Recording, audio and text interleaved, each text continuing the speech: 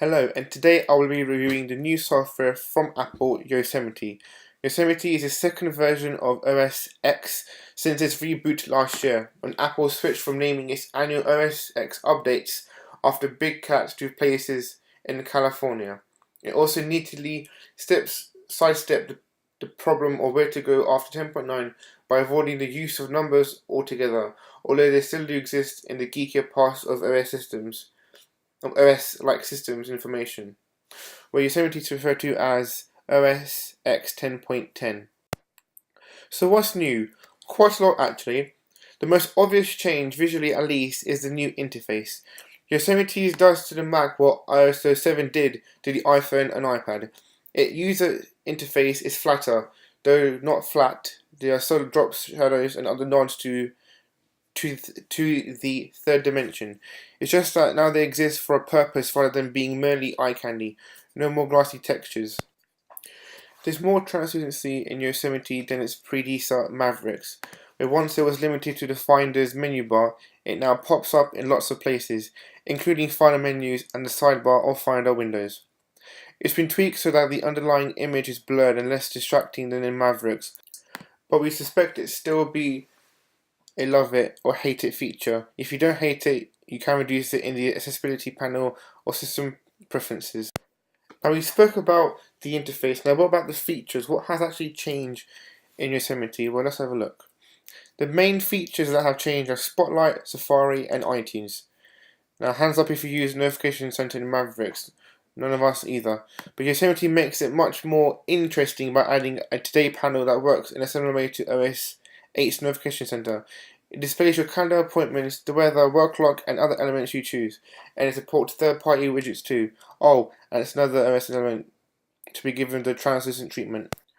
Spotlight in Yosemite is unrecognizable compared to Mavericks, where once it said almost unapologetically into viewers underneath the magnifying glass on the menu bar, it now leaps into action in the center of the screen. It looks and operates much more like a launcher such as Launchbar, Quicksilver, or Alfred than Spotlight or Yuri. There's a good reason for the change, however. Spotlight is now much more useful than it used to be.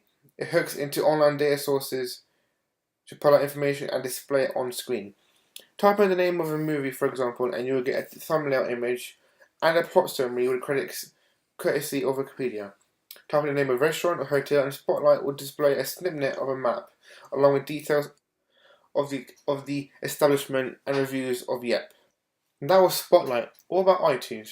Besides the new icon, iTunes has had its interface overhauled. The album views look even more smart than they did before, with better use of album covers, predominant colours for backgrounds, and the artist view now gets a similar treatment to albums. Navigation has also been made less intrusive. There are only 3 options at the top of the window now: My Music, Playlist, and iTunes Store.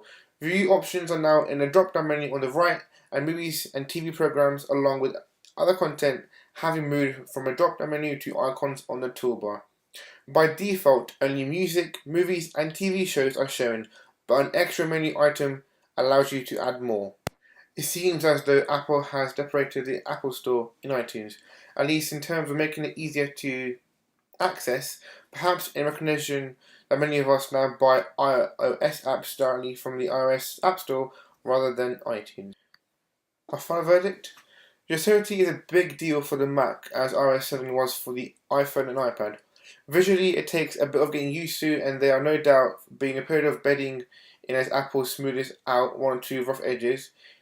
If you are a fan of glossy textures and 3D troops, you'll be disappointed. For the rest of us, however, the user interface is cleaner, crisper, and looks particularly stunning on Retina displays. User interface aside, the biggest news is the ever-tightening link between Apple's 2 operating systems. If you're uneasy with being locked into Apple's Universal, prepare to be uncomfortable. Apple's mission is clear.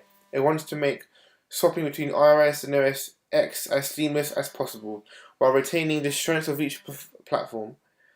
That involves compromising, however, and one of them is using iCloud and an Apple ID for all your stuff. If you can live with that, Yosemite is very good indeed.